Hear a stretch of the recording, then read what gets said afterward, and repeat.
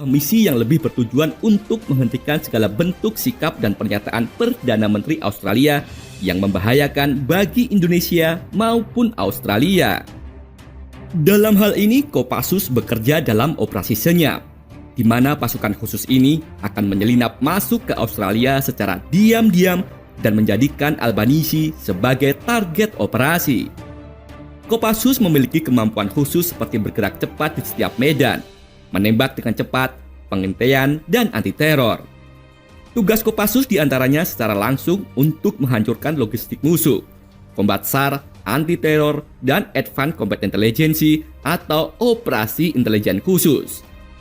Prajurit Kopassus dapat mudah dikenali dengan baret merah yang disandangnya, sehingga pasukan ini sering disebut sebagai pasukan baret merah. Kopassus memiliki motto, berani, benar, berhasil.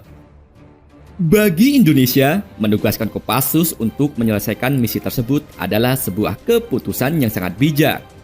Sebuah misi dalam senyap yang bertujuan untuk mewujudkan sebuah perdamaian adalah sebuah tugas mulia. Namun juga disadari pula oleh pasukan Kopassus kita, bahwa menyelinap diam-diam untuk bisa mendekati Albanisi bukanlah perkara yang gampang.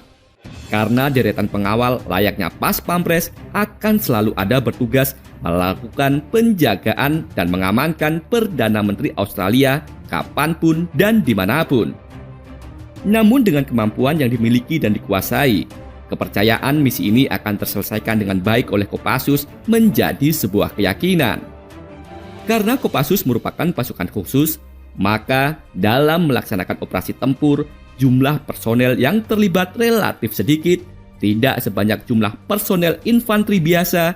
Dengan kata lain, tidak menggunakan ukuran konvensional mulai dari peleton hingga batalion. Kopassus jarang sekali dan mungkin tidak pernah melakukan operasi dengan melibatkan kekuatan satu batalion sekaligus. Indonesia melalui Tentara Nasional Indonesia atau TNI dikenal memiliki kemampuan kanuragan. Ilmu kanuragan ini merupakan ilmu yang memusatkan tenaga dalam dan bagi militer negara lain ini disebut ilmu mistis.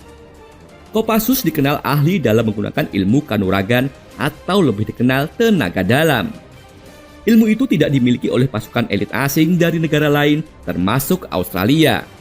Meski belum unggul di teknologi dan persenjataan, namun pasukan Kopassus memiliki ilmu yang buat tentara asing kesulitan meladeninya. Bagi Kopassus, pasukan khusus Australia terlalu mengandalkan teknologi.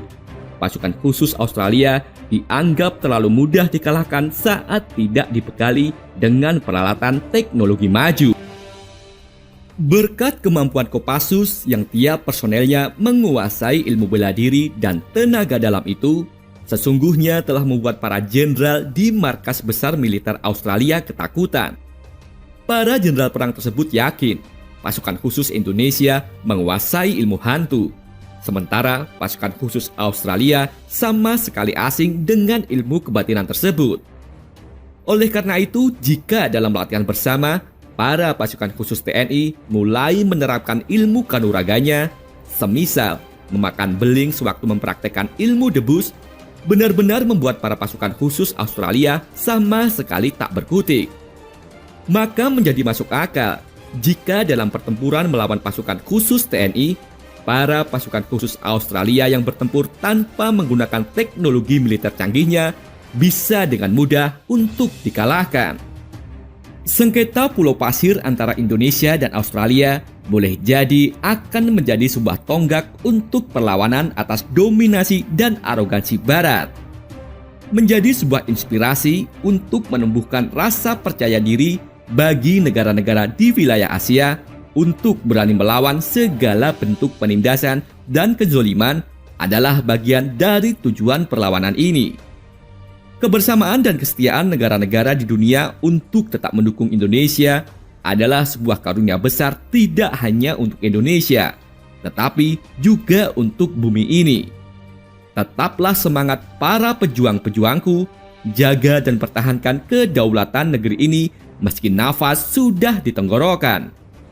Jayalah Indonesia, salam persatuan.